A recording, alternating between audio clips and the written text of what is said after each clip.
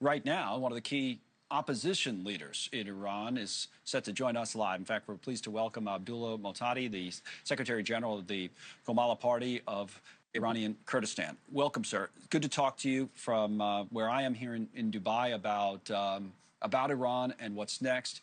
Your party, I know the headquarters of your party was attacked in northern Iraq, so I am curious about how you see things tonight, next steps as you see them, but also perhaps as you plan them. Thank you for having me. Allow me first to thank the United States of America, the United States government, and President Trump for keeping their promise. I thank President Trump for standing with the Iranian people against a brutal regime that massacres its own people, attacks its neighbors, and destabilizes the whole region and is the greatest sponsor of terrorism in the world. I want to show people the Kurdish regions in around Iran, and then in Iran itself. We have a telestrator that I can bring up and kind of illustrate that for you. This is just to the Middle East. We actually came from Turkey before we moved into here to the Gulf, and obviously along the border there. But Erbil in Iraq is what a lot of people talk about, a little over 500 miles from Tehran. If we slide it across, we get a sense of the Kurdish villages that are in, Iran itself, right along this border, whether it's Turkey or Iraq. So one of the things that's obviously been talked about a lot is this idea of, and the way it's usually phrased is, arming the Kurds as a way of people have speculated about a possible invasion. So are you or any of your political colleagues having active conversations right now with the United States?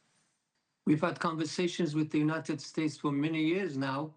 We have a registered representative in Washington, and we have been helping the United States in their fight against ISIS.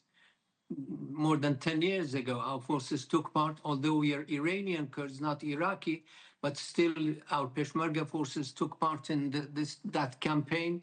We were trained by the United States, and Kurds have shown time and again that they are good, reliable allies of the United States. Iranian Kurds are no exception. Peshmerga forces are one of the best fighters in the world. And the Iranian Kurds consider themselves to be allies of the United States as well. So we expect the United States to, I'm sure, they take this into consideration.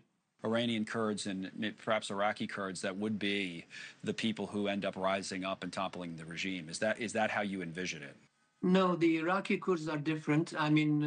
They don't want to be involved in that conflict. Although we have camps and bases in Iraqi Kurdistan, but it's up to us, Iranian Kurds, to rise up and to do what is needed. Right now, our camps and bases in Iraqi Kurdistan are under constant fire by the Iranian. We are hit by the Iranian missiles and drones.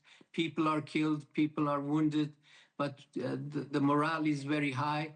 The reports that Iranian Kurdish Peshmergas cross the border are not true. We are ready, but the time has not come for us. Could you speak or articulate a little bit more on plans and or timelines that would, give us an idea of what this uprising that you speak about would look like? Or first of all, the Revolutionary Guards and the security forces in Iranian Kurdistan, under constant bombardment and air campaign by the United States and Israel, have evacuated their barracks and their military bases. They are now concentrated in sports facilities, in mosques, in schools, and among the people. So what we are waiting is, we want the security forces, the Revolutionary Guards, to be weakened enough for the people to rise up, and then the Peshmerga forces are ready to protect our people, to provide security in the Kurdish areas, to supervise the running of the basic services in the area, and to protect our people against massacres, because you know that the Iranian regime massacred its own people a month ago, more than 30,000 people in less than 48 hours. So we have to protect our people and provide security for them, and that's exactly what we are going to do. I understand completely. Timeline just not there yet as the attacks continue. I'm glad we had a chance to continue our conversation. It's important. Abdullah Motadi, we thank you, sir.